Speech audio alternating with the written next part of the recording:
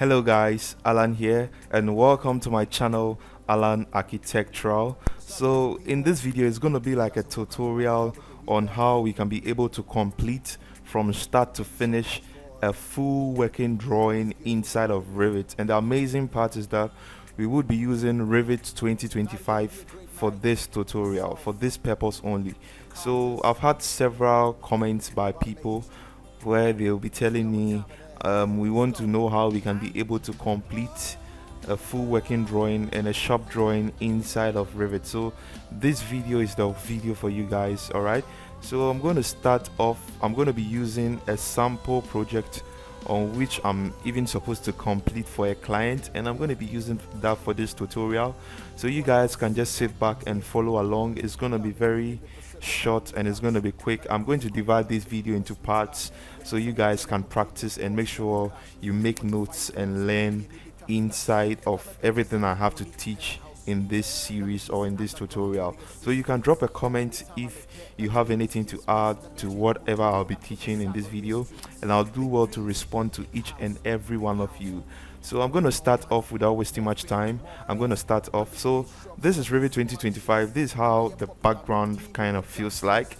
It's quite different from the other versions. If you're following me for a while now, you notice I only use REVIT 2021. That's actually my favorite version when it comes to the REVIT software.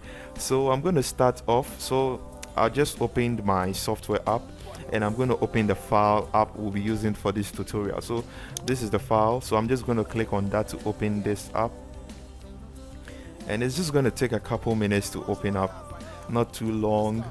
This is REVIT 2025. I just want to see how it feels like. So this is what REVIT 2025 looks like in real life if you're watching this video. So they just made a couple bit of changes in the software. As you can see, everything here looks a bit modified by the same. It's just the same thing, but they just look a bit modified.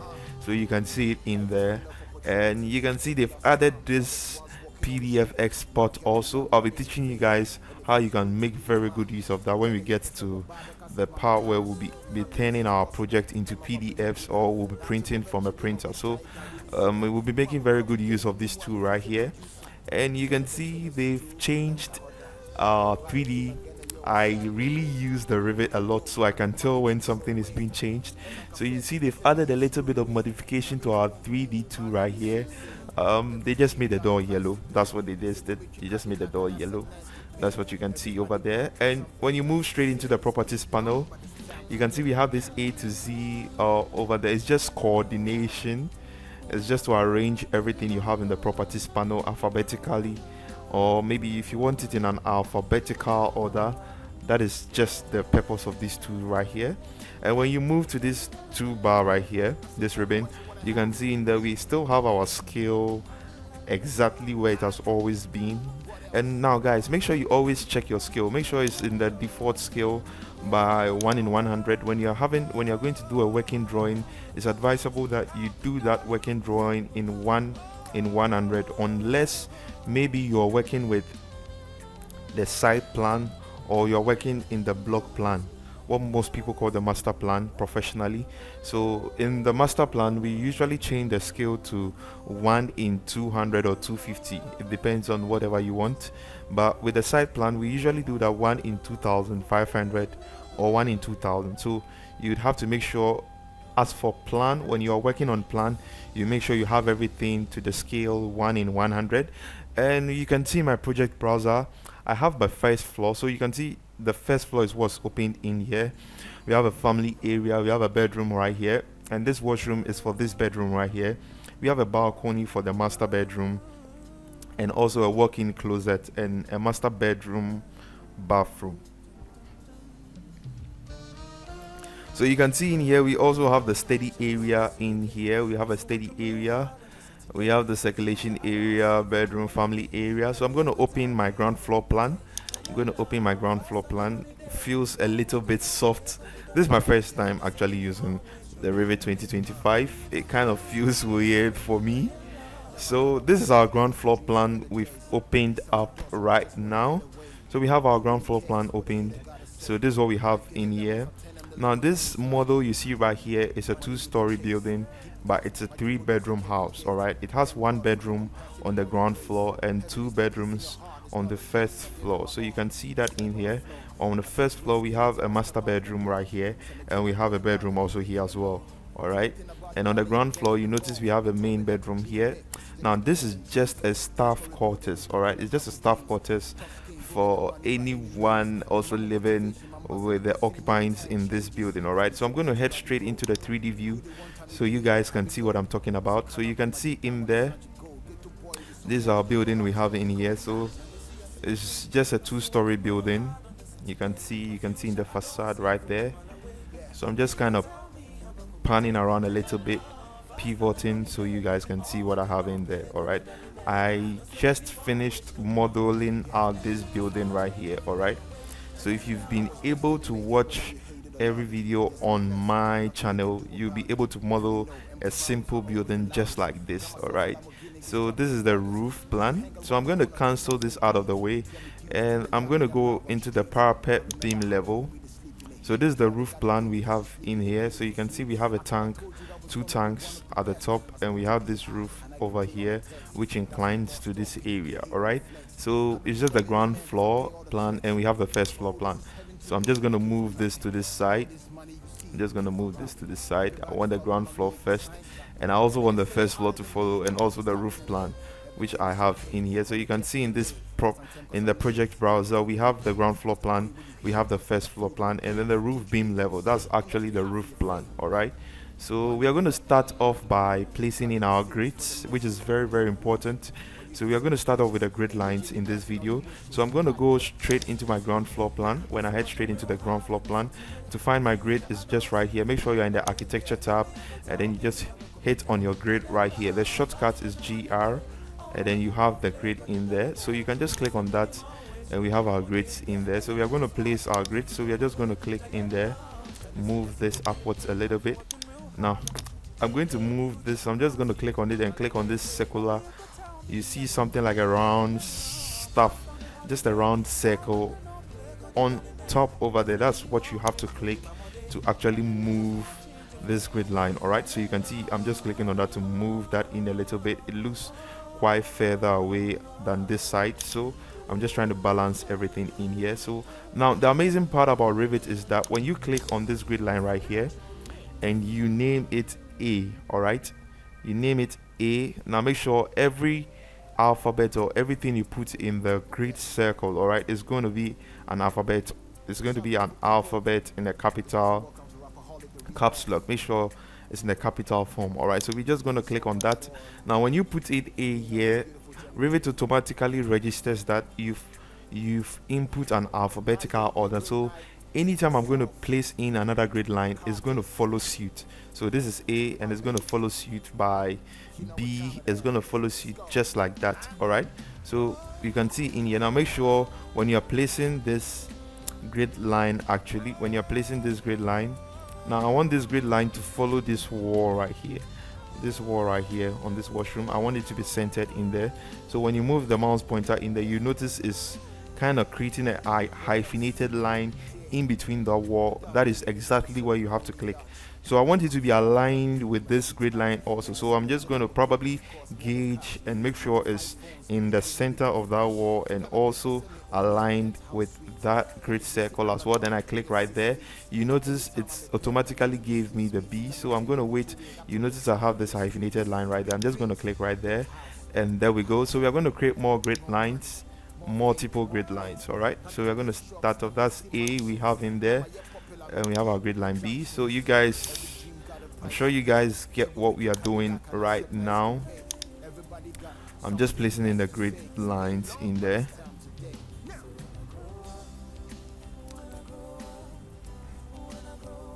So I'm going to place one more grid line in here, but I'm going to make sure it's right in here to the center of this bars you see right there. All right, so I'm just going to click right there, and I'm going to click on this to move the other side also. Just delete that out of the way. To move, make sure you click on that circle right there, and then you zoom out, click and hold, and then you can now pull that right in there. So I'm going to create more grid lines in there.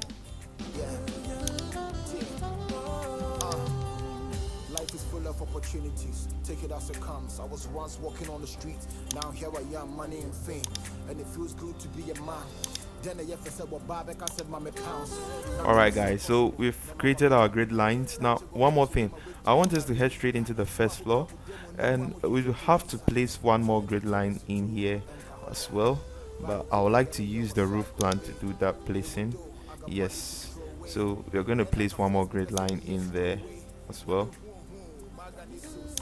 Make sure it passes through every single wall you have in there. So you can see it's not having anything to hold on the ground floor plan. You've noticed that it ends just on the grid line I. Now one more thing guys, it skipped me. Now when you are placing the grid lines and you are starting to label them, so when you start with A, B, C, D, E, F, G, H, I, now with the letter I, what I've noticed professionally is that we don't usually place the I in there. Alright, so we skip the I because it might confuse someone with the number 1, so we usually skip the I. So we don't usually place I in grid. So from H we go to J. Alright, from H we go to J. Now you notice it gives me an error because I already have a J here. So what I'm going to do is that from I know we are going to place J in here, and so what is going to follow is going to be a K. So I'm going to place a K in here first, and then I'm going to change this to a J, and there we go. So we have that in there as well. So what I'm going to do with this grid line, since it has no function or isn't holding any element, passing through any element in here, I'm just going to hide it. So I'm just going to click on that and hit on EH to hide that, and I'm going to be placing the grid lines horizontally for this part as well. So the same procedure, you just have to go into your architecture tab, click on your grid, and then replace those in there as well. So I'm going to leave about 4,000. Let's leave about 5,000 in there, and just leave the space in here. So I'm going to call this 1. I'm going to call this 1, and we're going to place more grids in there. So I'm going to check on my first floor to have a look at something, and head to my roof as well. Okay, so I'm just going to click on my grid line in there. Make sure it's passing through this exact wall right here. Make sure it's passing through that wall. You can start off this way. You can start off right here. Make sure it's passing through that wall, and make sure it's aligned as well. Make sure it's aligned. So what we are doing now is quite a simple procedure. We are just placing in our grid lines in there, so you can follow through. If you already have a model you want to use to practice for this tutorial, you can just start placing in your grid lines. So we are good to go. Alright, so we are good to go. Now you notice we have all our grid lines represented also on the first floor. We have it on the first floor and also on the roof plan as well. They've all been introduced in here. I usually like to hide my elevation marker, so I'm going to select that, left click, get into visible in view. I'm selecting every sample visible in view, and EH to hide everything. I don't like my elevation marker showing up in my design. Alright, so let me head straight into the ground floor plan. So what I'm going to be doing is I'm going to be dimensioning the grid lines so you guys can see what's happening in here. So you guys can see what's happening in there. Now some of you might have a challenge by not having your grids. You notice I have A here and I also have A here.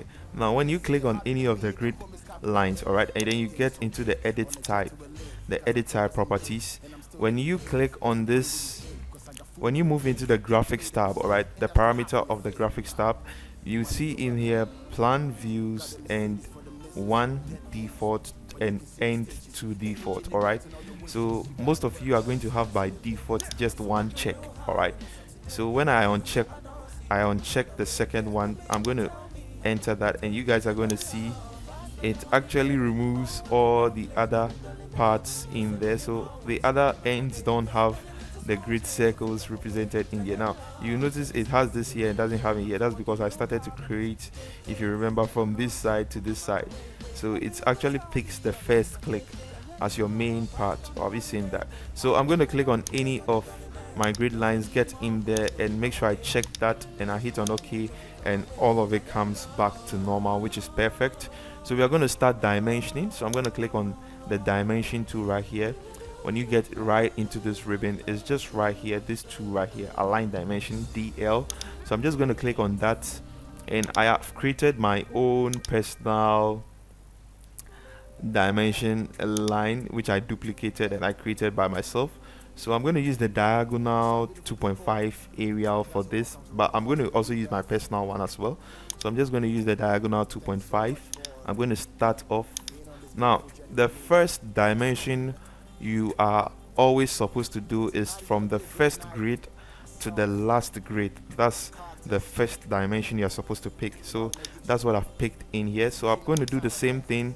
The first grid, always the first dimensions you're supposed to put on your grid is supposed to be the end-to-end grids. All right, so I'm going to pick the first grid to the last grid, and then I'm going to place it in there. The same thing applies to all the other grid lines in there, the first to the other grids in there. So you notice I just picked from grid line A to the last one, and then I placed it at the top right there. So when I head straight into the first floor plan, you notice the dimension doesn't appear in here. That's because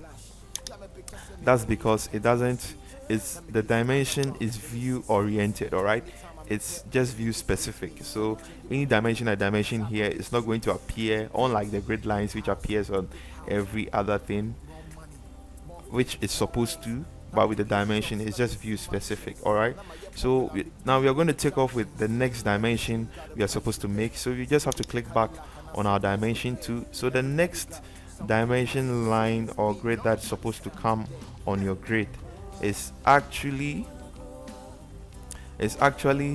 the grid to grid. So you can see, I want you guys to follow through on how I'll be doing this dimension right now. So I'm just going to pick grid line A. So I'm going to select grid line A and select B. So it's just grid to grid. So you have to pay attention to that. So grid line A, B, C. So you can see I'm just clicking right on those dimensions in there, just grid to grid. So I'm going to do the same thing in here as well, just grid to grid to grid to also this grid as well, and also to this grid as well, and also going to apply the same thing for this as well, grids to grids to grids to grids, and to this grid, to this grid, to this grid, to this grid, and then I'm going to drop it in there, and also to this grid, to this grid, to this grid, and to this grid, and to this grid, and to this grid as well. And then I'm just going to drop that in there. So that's actually our third dimension. That's our second dimension too. All right, our second dimension line is just the grids. All right, so make sure you pay attention to whatever I'm doing in here. So the first one is always the first grid to the last grid, which I've picked from here to here, which is 9 meters. You can see in the 9,000 millimeters. And the next dimension that's supposed to follow on the grid line is the grid to grid. All right, so we have 6, 5 giving me 1.8 meters, 6, 5 giving me 1.8 meters, 5, 4 giving me 900 millimeters, which is 0.9 meters, 1.8 meters, 0.7 meters, and 3.8 meters. You can see that in here. The same thing applies for every side. All right, you have to do that for every single portion, for every side, or let me say every elevation. All right, so this is one elevation, this is another elevation, this is another elevation, and this is another elevation. So you have to make sure you do that for every portion, every side of the drawing in there. So now the third dimension that is supposed to follow on the grid is the tricky part. So I want you guys to pay attention to that. So I'm going to click on the dimension 2. So now what you want to do, so this dimension is actually going to be for the openings. All right, it's going to be a dimension for the openings on the wall, on the actual wall itself. So this wall, this entire wall is going to be a dimension on this entire wall, the opening in there. So we're going to be working with that. So what we are going to do now is we're going to start off dimensioning. So what you have to do is to click the very end of the wall, all right, the surface of that wall there. Make sure you select the surface. All right, now when you people have challenge, maybe some of you might have challenges, you notice your dimension is picking from the center. What you have to do is to just hit on the tab command again, and it just shifts everything to the surface of the wall. But if you want to be quick about everything, so what you can do is you can just click on this tab right here and then go to wall faces, which I already did, and you can just select that wall face. All right, now when you get in here, you notice I have a window in here, so we are supposed to dimension the opening of that window as well. So I'm going to click on the end over here, and then I'm going to pick the other end. So make sure you pick the other end of your window, and if there's nothing in here, we can still move. We can move, and you can see I have a window in here. So I'm going to click on the end, and I'm going to click on the other end as well. So this method also applies for doors. So you might see a door in there, so you just have to click on the end, click on the other end as well. You are just measuring all the openings on that entire wall, or that facade over there. So we are going to click on this portion as well. Click on this portion and then end it by clicking on the end of the surface of that wall right there, and you just have to drop that dimension also in there as well. So you have to do the same thing for every portion. So I'm going to click in here. I have a window here, so I have to click right there and then click right there. Also come in here as well and then click right here. I have a window here, so I have to click the other end, the very far end, and I have one window also here, and just click right here as well. And then you just move that and drop that in there. So I have to do the same thing for everything. Now you see I have a door in here, so I'm just going to click on that far end and then click on this far end as well. And then I have a window here, so I'm going to click on that end and click on this end as well. So now what is going to happen here is that I'm going to pick this wall, this end over here, and then I'm going to pick the door, and I'm going to pick the end of that door, and then I'm going to pick this wall over there as well, and I'm going to pick my window. I have a window in here. It's a very simple procedure. I hope you guys understand everything I'm doing in here right now. I hope no one is lost at this point. So I'm just clicking on this part right here, and then I'm going to drop this also on this dimension right here, this dimension 2 right here. Now you notice some of our figures are interfering on the other. What you can do is you can just click on that, and then you see a dot, all these dots under the figure. So what I usually do is I usually raise one of them up, and I'll raise this up as well. So I raise them up a little bit so it doesn't conflict with the other one. I raise it up a little bit so you can see in there it has a leader that is following to tell you that that space right there is for this 375. Now one thing you should also make sure as architects, what you should make sure is that you should make sure all your figures, all right, make sure all you can see in here is 4, which is wrong. You can see in here is 1 9. Now you have to make sure all your figures in your design, the ending, all right, make sure all your, let me just say, make sure all your figures in there are divisible by 5. It makes it very easy for the guys on site to be able to take that on a tape measure and to be able to measure that exact dimension on site. So all you have to do is you have to make sure all your dimensions are divisible by 5. It's very important. So you notice most of my dimensions are divisible by 5. As you can see, we have 9 meters in here, it's divisible by 5, and some of them you notice it ends by 5 5 5, and just a few in there you see it's 4, which is wrong. I'll have to adjust those dimensions. I'll do that later, but that was just by the way. I just want you guys to know you just have to make sure all those dimensions are divisible by 5. It helps for the people on site to be able to take that exact dimension on a tape measure on site. So if it ends with maybe 2, maybe 7 2 2, it's going to be difficult for the person to actually read 722 on site. I've been on site, and it's sometimes a challenge for us to read some dimensions, but if it's 3.8, it makes it very simple. So when I pull a tape measure, I can get that exact dimension with no struggle. So I'm going to do that same dimension, the third line, for this part as well.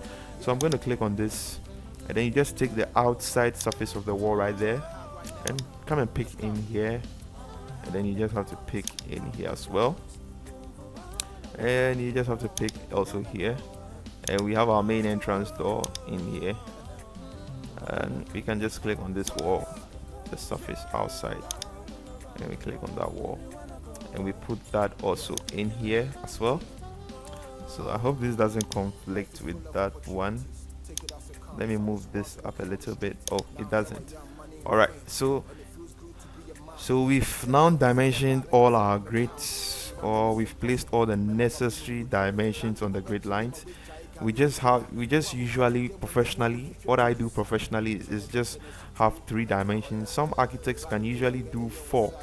So you are going to have 4 different type of dimensions, but the standard is 3, and you can follow with this dimension actually, because we'll be dimensioning even in the eternal spaces. We are going to dimension everything in our space, everything in our project. We are going to dimension every single thing, everything in this space right here.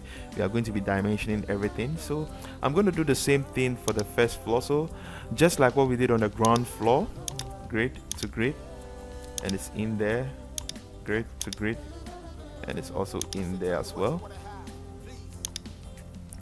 Let me place that in the 9 meters, and we have this also 9 meters right here, and we have this 9 meters also here.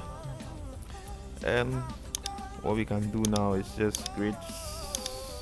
All right, this is the easy part in dimensioning the grids, since we are not picking on any walls. So I hope you guys understand everything I'm doing right now. I'm just picking on my grids. So I'm just dimensioning my grids right here. Click on that, and you can click on this as well. Click on this, and then you just drop that in there, and you can pick this as well, pick this and pick this as well, and place this also in there. Now the next dimension tool that's going to follow is the one on the wall itself. All right, now there's a trick. So when you click on this dimension tool right here, and then when you get to this pick button right here, you can click on that and pick, and you can select entire walls. And then when you select entire walls, you can now click on this option right here, which is the options. So you just click on that, and we can click on openings, and we can click on width. All right, it's not going to pick the centers, we want the width actually. So we click on OK, and then what is going to happen now is that when I just click on that wall right there, you notice Revit automatically now dimensions everything for me. It actually picks the wall end and picks the opening, picks the wall end, picks the opening in there. So what I'm going to do is I'm going to delete this dimension DE. Now you guys will notice I have a window in there, but it isn't showing properly on my first floor plan. That's because it's going below. It's like a window for the staircase area there, so it goes below the cut plane in Revit. So this is a view range problem. So how we can solve this problem for this window to actually show on our design is that we can head straight into view. When we head straight into view, what we can do now, wow, Revit has a Twinmotion plugin right now, 2025. I didn't even notice that. So you can get into plan views, get to plan region, and just click on this square right here. So we want to create a different view range for those windows right there, because it isn't showing on the first floor plan, which it has to show. So we can finish that, and then when you finish that, you just go into edit plane, and then you can give the button, I've thought about view range, so you can check in my videos, and you can go and find that video, and you can practice and understand everything you need to know about view range. So I'm not going to be explaining too much in here. So with my first floor plan, I'm going to give the bottom an offset below of -500, negative 1000, which is a meter. I'm going to do the same thing over here, and then I'm going to give my cut plane 700. Hit on apply, hit on OK. Now you notice my windows are now showing in there. They are now showing in there, so this is quite better. So I'm going to move this. I don't want those lines to show. All right, so we are going to start to dimension that. So we can just click on the dimension tool, and you notice it now picks the sizes and the openings of those exact windows, which are now showing in there, which is amazing. So what we can do now is, let's just pick the walls for all the other spaces in there, and then we'll do the other dimension. We'll add the other dimensions manually. All right, so it's picking. Nope. I'm going to do this manually myself. I'm going to be doing this one manually. So I'm going to hit on escape and click on my dimension tool right there. I'm going to click on my dimension tool right there, and I'm going to stop my entire wall command, and I'm going to go back into individual references. So I'm going to be picking them individually. So you notice it ended right here while it was picking that dimension right here. So I'm going to pick it to this end and also pick this wall and make sure I align it to that as well. And you notice it ended right here. So I'm going to pick from here again, and what I have to do, there's a door here, so I'm going to pick that door also. 19109, it should have been 110, and pick this also. And then I'm going to pick the surface of that wall, and then I'm going to pull that dimension in there. So I'm going to pick here and pick here as well. Pick one more here. Pick this, this, and this, and this, and this right here. So that's 3 meters. That's quite big enough. So I'm going to drop that dimension in here as well. What you can do is you just have to move this up a little bit.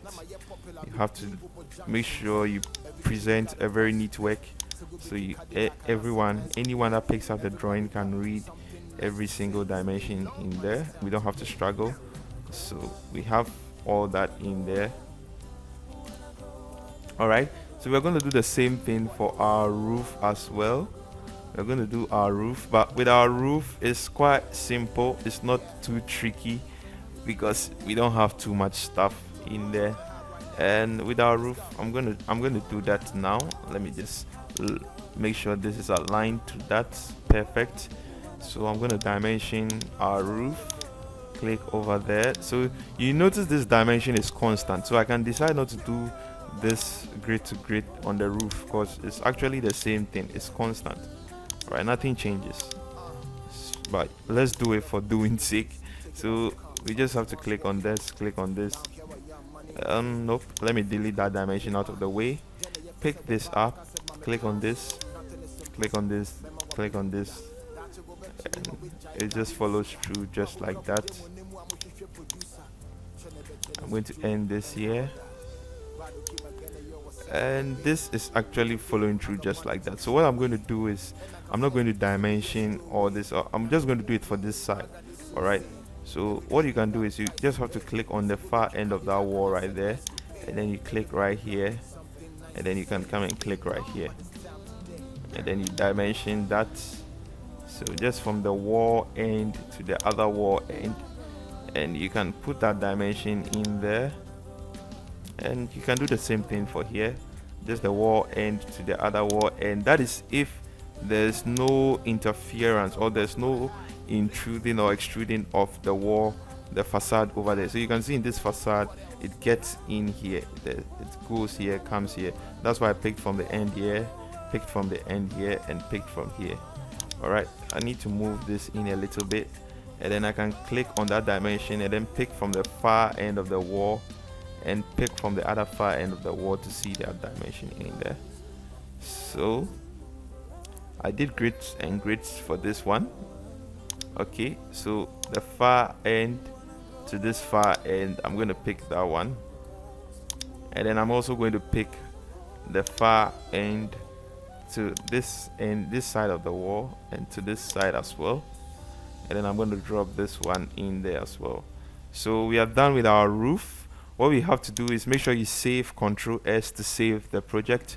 So we are done dimensioning our grids, placing in our grids and dimensioning it for the ground, and we've probably just done our we've done everything we have to do also on our first floor. We've done everything on that, and we are done with the roof plan as well. So we are going to end here and continue in our next video on how we can be able to cut our sections and work on our sections, work on our elevations, work on our roof plan, work and actually even dimension the internal spaces. So make sure you like and subscribe to my channel. I'll catch you guys in the next video.